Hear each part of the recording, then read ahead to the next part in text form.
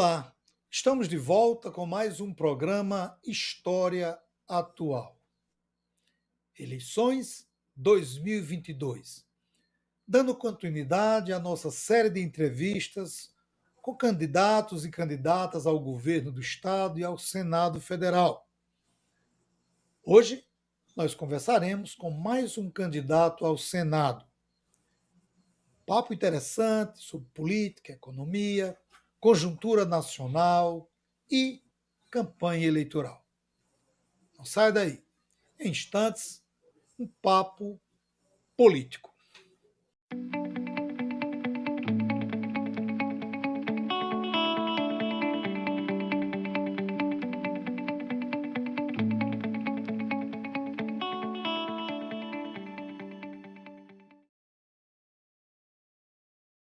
No programa de hoje, nós iremos conversar com Freitas Júnior. Freitas é natural de Alexandria, criado em Pilões, interior do Rio Grande do Norte, tem 34 anos, filho de agricultores familiares, é técnico em edificações e graduado em gestão ambiental com pós-graduação em educação profissional e tecnologia. Atualmente, é servidor concursado do Instituto Federal e professor da rede de cursinhos populares Emancipa.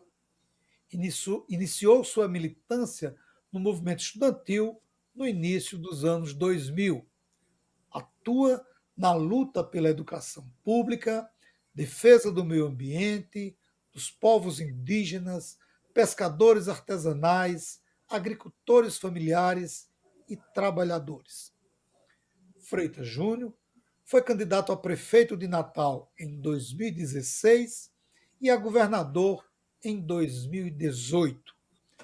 Seja bem-vindo, Freitas. Muito obrigado por ter aceito o nosso convite e as palavras iniciais são suas, amigo. Primeiramente, muito obrigado pela generosidade democrática, Lemuel, pelo espaço aberto para a gente apresentar as nossas propostas, falar de nossas ideias e debater o Rio Grande do Norte e o Brasil. Amigo, qual é a análise que você faz do atual momento político que o Brasil vive? Lemuel, eu tenho sempre dito que a gente vai para a eleição mais importante das nossas vidas. É bem verdade que a gente não pode acreditar, colocar toda a nossa esperança na eleição, na disputa institucional, porque a gente sabe que a disputa institucional ela tem grandes limitações. Eleição ela pode tornar a vida das pessoas mais fácil ou pode, como a gente já chegou a ver, e pode também tornar a vida das pessoas mais difíceis, como a gente está vendo atualmente, com a volta da carestia, com o desemprego que retira, reformas que retiram direitos, mas não resolve o desemprego, e uma pandemia que dizimou mais de 600 mil vidas, deixando diversos órfãos, diversas famílias literalmente destruídas, enquanto o presidente recomendava o curandeirismo, recomendava o uso de medicação sem eficácia comprovada, enquanto retardava a imunização da população e também retardava medidas para que a população pudesse ficar protegida enquanto se encontrava uma solução que veio efetivamente com a vacina. Então, mesmo sabendo que a eleição ela é importante e ela pode tornar a vida das pessoas mais feliz ou mais infeliz, mas a gente sabe que a solução efetiva, duradoura, não vem somente do processo eleitoral. É a luta do povo, é a luta da classe trabalhadora, é a luta que as pessoas travam diariamente, a mobilização, a organização popular que consegue realmente fazer mudanças estruturantes no nosso país para se resolver os problemas definitivos da nossa sociedade, já que são problemas estruturais, somente transformações estruturais, mudanças estruturais a partir da mobilização da população, da mobilização do povo, é que pode resolver esses problemas. mas eu sou daqueles que acreditam que se a gente consegue educar as nossas crianças, se a gente consegue fazer com que nenhuma criança vá dormir com fome, que toda criança vá para a escola,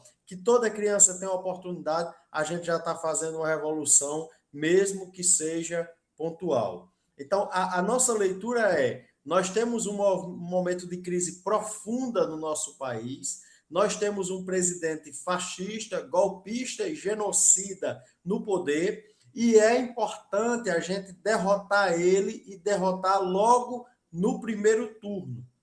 Precisamos, todas as forças democráticas precisam se unir, precisamos derrotar esse presidente que aí está, mas nós acreditamos que nós precisamos ir além e precisamos fazer mudanças profundas, transformações sociais permanentes, construir políticas públicas de Estado para que a fome, o desemprego não volte mais para não volte a ser novamente uma realidade para o nosso povo. Só para ter uma ideia, a gente teve a reforma trabalhista que criou o contrato intermitente, Lemuel, que faz com que a pessoa tenha uma carteira assinada, isentando o patrão de pagar direito, como, por exemplo, a pessoa no final do mês não tem um salário mínimo, não tem FGTS, não tem INSS depositado.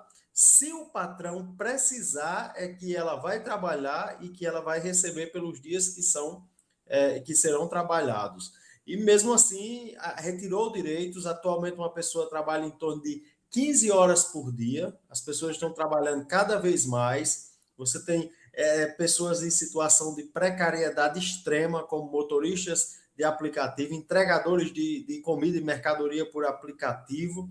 E essas pessoas, se hoje ele vai fazer entregar uma encomenda aí em Mossoró, ou aqui, ou em qualquer outra cidade do Brasil, essa pessoa sofreu um acidente, ela vai ficar jogada no leito de um hospital, no corredor de um hospital.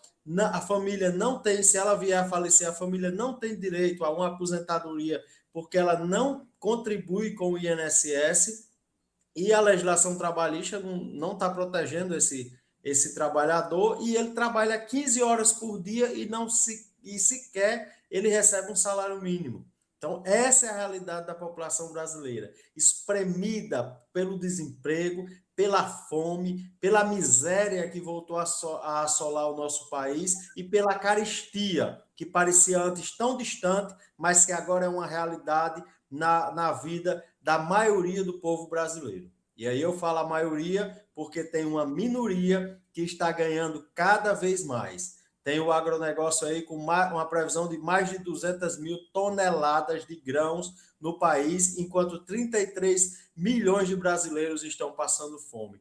Tem 62 brasileiros que têm mais de $1 bilhão. Enquanto isso, a nossa população está vivendo com menos de um salário mínimo e não está conseguindo sequer fazer 3 refeições por dia. Então, essa é a nossa leitura, que o nosso país está numa crise profunda e nós precisamos derrotar o presidente que aí está, porque ele é a personificação da fome, da miséria, do desemprego e da morte do nosso povo. Freitas, saindo um pouco da esfera da ação do Poder Executivo Nacional e vindo um pouco para o Congresso. Qual é a avaliação que você faz do Congresso Nacional e da representação do Rio Grande do Norte em Brasília? Olha, Lemuel, o Congresso Nacional Brasileiro ele conseguiu uma proeza que a gente imaginava que não ia existir. Ele conseguiu piorar. Ele se renovou para pior, que é uma coisa inimaginável. Mas você tem um senador um fanfarrão, que simplesmente só aparece envolvido em polêmicas. Inclusive, agora, por último, se envolveu numa polêmica aí com o prefeito de Mossoró, um senador que fala grosso e defende ações policiais quando é para a população pobre, negra e de periferia, mas que não tem sequer coragem, essa é a palavra, falta coragem para assinar uma CPI contra o patrão dele, e contra o ministro da Educação, que inclusive foi preso, que na realidade é uma prevaricação, um servidor público que tem a obrigação de fiscalizar, se recusar a fiscalizar. E nós temos uma bancada que é majoritariamente, se contar também com a Câmara dos Deputados, que é majoritariamente bolsonarista e é partícipe, faz parte desse projeto de destruição da nossa nação. Projeto que sufocou a educação, porque uma das políticas de Estado, uma bem-sucedidas do PT, foi a expansão das universidades e dos institutos federais. Inclusive eu sou ex-aluno e sou servidor de um instituto federal, e como o governo Bolsonaro não conseguiu destruir as universidades e os institutos federais, ele começou a sufocar o orçamento, sufocar o custeio, sufocar a política de apoio à permanência do estudante. E aí o que é que acontece? O estudante pobre consegue entrar, ter acesso à universidade através de uma política de cota, mas ele não vai conseguir concluir o seu curso. Por quê? Porque a universidade não oferece, o poder público não oferece uma bolsa, um auxílio permanência, para que ele possa custear uma passagem de ônibus, para que ele possa pagar um aluguel, para que ele possa se alimentar. E aí a pessoa, sem ter onde morar, sem ter como se alimentar, sem ter como se deslocar, vai procurar um emprego num precariado, numa situação de entregador de aplicativo, num call center da vida, e vai acabar abandonando seus estudos ou não desenvolvendo, não se desenvolvendo de forma satisfatória. Então, da mesma forma, a saúde com sucateamento, não foi sucateada ainda mais por causa da Covid, que obrigou a se investir minimamente em saúde, provando a necessidade de fortalecimento do SUS e a importância de um sistema único e articulado como nenhum outro país tem.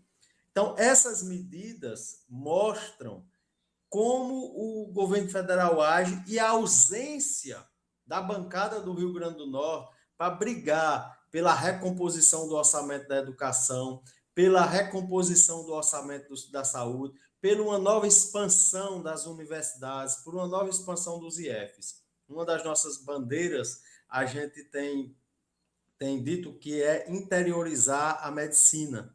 A gente não pode ter medicina só concentrada nos grandes centros. Nós precisamos levar medicina na UFESA, medicina para Pau dos Ferros, medicina para Caraúba. É necessário que os jovens dessa cidade, as famílias do interior, tenham acesso a um curso de medicina e também que o interior do estado tenha hospitais de referência para que uma pessoa não venha já com a sua saúde debilitada, jogada numa ambulância a 400 quilômetros, como é a realidade da população de Pilões, de Alexandria, no meu querido Alto Oeste. Além disso, naquilo mesmo que se propõe, o Rio Grande do Norte, além da bancada, teve 2 ministros no governo Bolsonaro, e o governo Bolsonaro que tanto falou de estrada, que tanto falou de investimento no nosso país, mas o que a gente viu foi o seguinte: transposição do Rio São Francisco. O governo Bolsonaro fez apenas 1,74, Lemuel. Sabe o que foi que fez a maioria da bancada do Rio Grande do Norte? Não deu um pio, não brigou para que a transposição fosse realmente efetivada. Duplicação da BR-304, tão importante para o nosso estado, já que é uma BR que liga as 2 principais cidades do estado, que vai permitir a conexão entre 2 cidades importantes do Nordeste, que é Recife e Fortaleza, e também por ser uma das BRs mais perigosas do Brasil, justamente por não ser duplicada. E aí o que foi que o Bolsonaro fez? Vetou a duplicação da BR-304, vetou a duplicação do trecho final da reta Tabajara, e a bancada bolsonarista do Rio Grande do Norte não deu um pio. É por isso que a gente está nessa luta. Para ser eleito, o pessoal já provou, desde a sua origem, que tem uma bancada comprometida, uma bancada vigilante, uma bancada aguerrida, que é coerente, que defende os direitos dos trabalhadores, que é uma bancada necessária e que vai lá lutar pela revogação da reforma trabalhista, a reforma da Previdência e também por todas as maldades do governo Bolsonaro. Estamos conversando com Freitas Júnior, candidato ao Senado pelo PSOL. Antes de irmos para a próxima pergunta, eu quero pedir a você que entrou agora, está acompanhando o nosso programa, mas que ainda não é inscrito, se inscreva, dê o seu like, compartilhe a nossa programação. Tem outras entrevistas interessantes, tanto de candidatos e candidatas, como entrevistas sobre história, política, economia. O canal é bastante versátil. E nós seguimos muito o que você indica. Você também participa da programação do nosso canal. Você sugere, você opina. E as sugestões que vocês dão, nós acatamos. Essa série de entrevistas com candidatos ao Senado e ao governo foi sugestão de alguns que nos acompanham e que acha, e eu também acho, importante que candidaturas que não têm espaço na mídia, né, que não têm tempo de televisão, possam usar outros meios para apresentar suas propostas. Freitas, o que impediu uma frente única de oposição formada por partidos mais à esquerda em torno da candidatura de Lula? Eu digo isso porque nós temos, em nível de candidatura a presidente, três candidaturas do PCB, do PSTU e da Unidade Popular. O que faltou para que esses partidos mais à esquerda formasse uma união mais ampla em torno do nome do ex-presidente Lula? Lemuel, as candidaturas de esquerdas, elas são muito importantes, representam programas, diferente de muitas candidaturas que são apenas projetos pessoais, tentativas de conquistar o poder. Essas candidaturas de esquerda representam um programa, têm uma proposta, disputam uma proposta de país.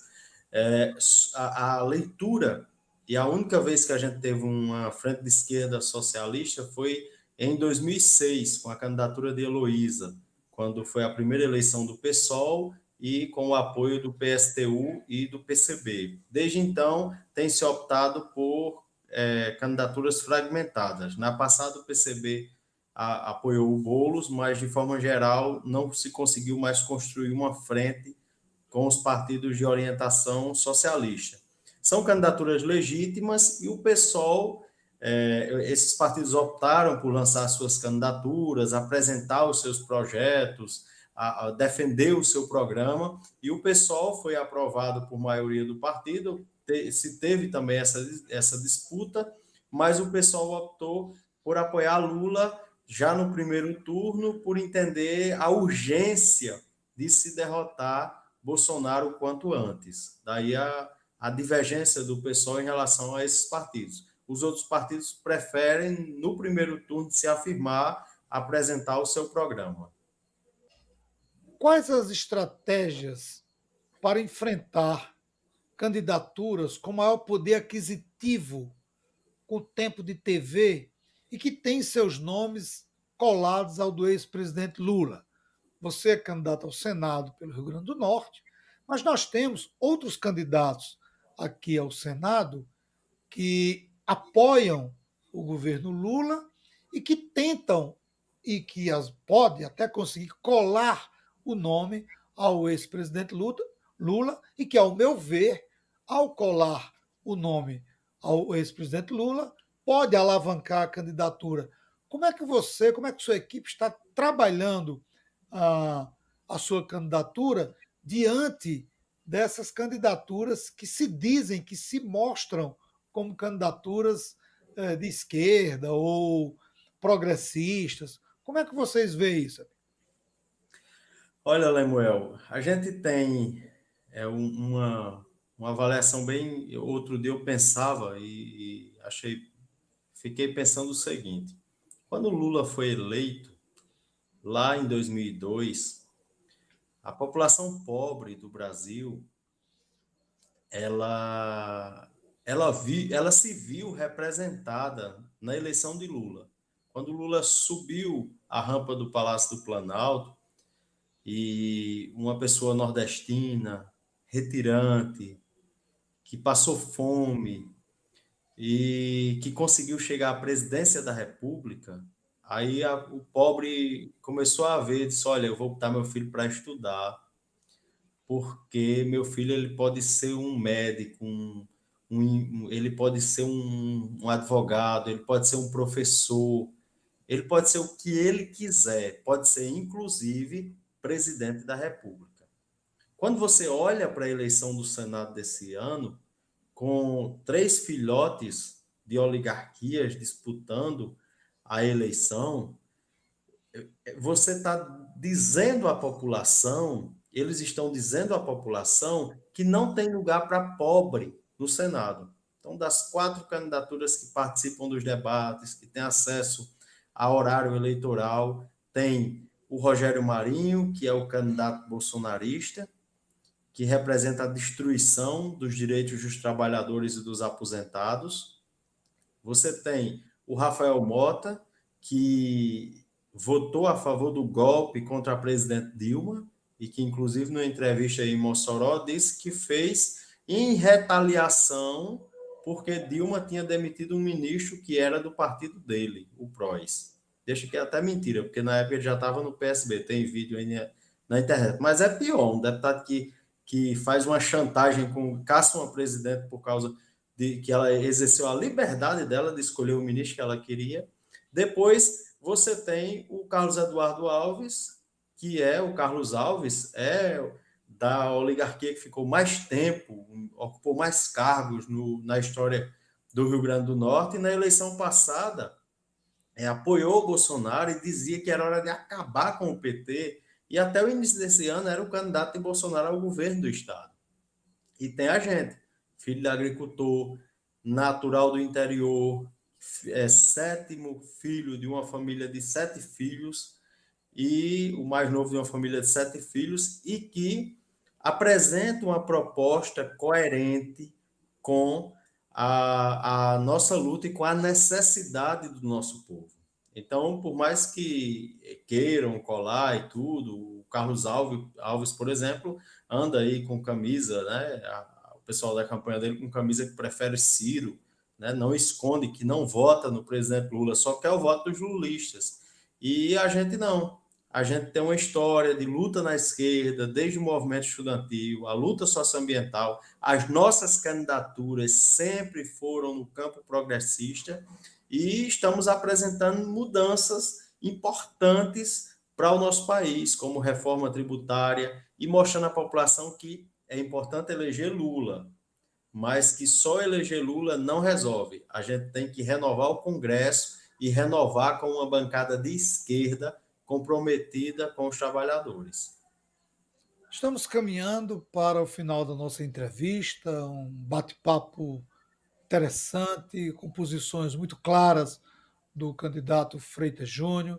E mais uma vez pedir a você, se inscreva no nosso canal, ajude o canal a crescer e democratizar as informações. Freitas, a última pergunta voltada para a sua campanha. Quais as principais pautas que você está levando para o eleitor, para a eleitora, nessa campanha? O que é que o eleitor, que a eleitora pode esperar de Freitas como senador? Olha, a gente tem feito, Lemuel, uma discussão ampla sobre a reestruturação das políticas públicas no nosso país e resolver problemas que hoje são extremamente urgentes. O primeiro problema é o problema da fome.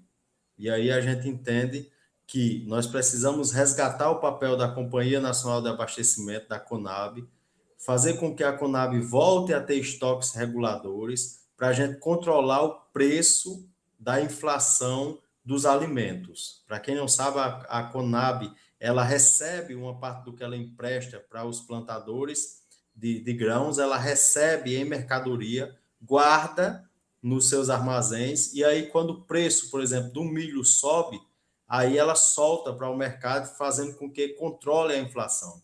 O governo atual Bolsonaro e da ministra Tereza Cristina, ministra da Agricultura, queimaram todo o estoque, acabaram com o estoque de arroz, com o estoque de milho. Isso fez com que o preço do alimento aumentasse muito para agradar o agronegócio, que produz cada vez mais para vender para o exterior, não deixando nada para a nossa população. Essa é uma das coisas. Agora, não adianta a gente só baixar o preço do alimento. A gente precisa ter condições de comprar o alimento. Por isso, a gente defende uma política de valorização real do salário mínimo.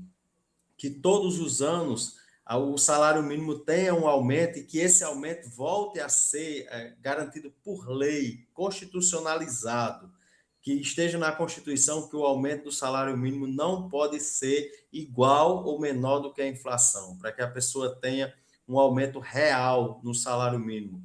E eu, inclusive, defendo, Lemuel, que o aumento do salário mínimo deve ser por um índice calculado com base na cesta básica. Por quê? Porque quem recebe um salário mínimo, a pessoa ela compromete quase todo o salário com alimento. Então, não é justo a gente indexar no índice geral de preços, quando, na realidade, nesse índice geral de preço entra avião, iate, e aí o Bolsonaro faz o quê? Para maquiar. Ele baixa o preço dos artigos de luxo no nosso país, que faz com que isso, de certa forma, esconda a real inflação sobre o alimento que nós estamos vivendo no nosso país. A outra coisa, uma política, aliás, de renda básica, para que nenhum brasileiro passe fome no nosso país e o que é a política de renda básica? É que de forma progressiva a gente vai estabelecendo uma renda em que todos os brasileiros vão ter direito. E o que é que a pessoa vai entender? Essa renda que ela recebe, seja de 300, 500 reais, 600 reais, é uma renda calculada com base na distribuição de toda a riqueza que esse país produz. Essa renda vai voltar para o governo brasileiro através de um movimento que se vai fazer na base da pirâmide, circulando dinheiro na economia do nosso país, que vai fazer com que o governo arrecade mais, e isso volta para o governo federal para investir cada vez mais no nosso país. E precisamos de uma reforma tributária e fiscal que taxe grande fortuna, taxe herança, taxe lucro e dividendo, que é imoral. Veja só, os bilionários do nosso país, eles não pagam um centavo de imposto. Enquanto isso, a pessoa que ganha 4, 5 mil reais paga até 27,5% de imposto de renda. E aí, o que é que a gente está propondo? Uma taxação das grandes fortunas. Se a pessoa ganha, por exemplo, 1 bilhão, ela tem 1 bilhão de reais, ela pode pagar zero, se ela pagar 0,5%, Lemuel, e ela colocar esse dinheiro, fizer uma aplicação no CDB a 1% ao mês. Em 15 dias ela já pagou o imposto, e quando for nos outros 11 meses e 15 dias, ela vai estar lucrando ainda. Então, não é justo que as pessoas tenham uma fortuna bilionária e não paguem um centavo de imposto, enquanto isso o pobre, a classe média está sendo sufocada com os impostos e os mais pobres com o imposto embutido nos alimentos. E, ao mesmo tempo que a gente vai instituir esse imposto sobre grande fortuna, lucros e dividendos, herança e artigos de luxo, né, como o helicóptero, jatinho, não é justo que a pessoa pague imposto sobre uma moto que ele vai trabalhar como mototáxi e, ao mesmo tempo, o cara que compra aviões, iates, lanchas, não paga um centavo de imposto. Então, a gente precisa taxar os artigos de luxo, mas, ao mesmo tempo, nós também temos que mudar o imposto de renda. Temos que adotar um imposto de renda mais progressivo e isentar quem ganha até 5 mil reais no imposto de renda, fazendo com que quem ganha até 5 mil reais tenha mais poder aquisitivo, possa voltar a se alimentar melhor, possa juntar algum dinheiro para alguma necessidade que surgir.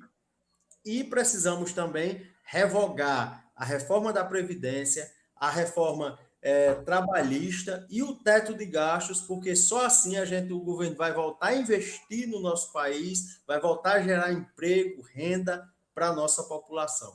Além dessas nossas propostas também, estamos defendendo a recomposição do orçamento da educação, voltar a investir em expansão, abrir o Hospital Universitário da Mulher aqui em Natal, que é um projeto antigo que já estava sendo iniciado e acabou tendo que ser jogado fora, teve que desistir a UFRN por causa da falta de recurso. Então, recompor o orçamento para abrir o Hospital Universitário da Mulher, abrir o curso de medicina no Alto Oeste e voltar à expansão dos IFs e do IFRN da UFRN e da UFESA aqui no nosso estado, além de recompor a força de trabalho e reestruturar órgãos importantes como o IBAMA, o ICMBio e a FUNAI.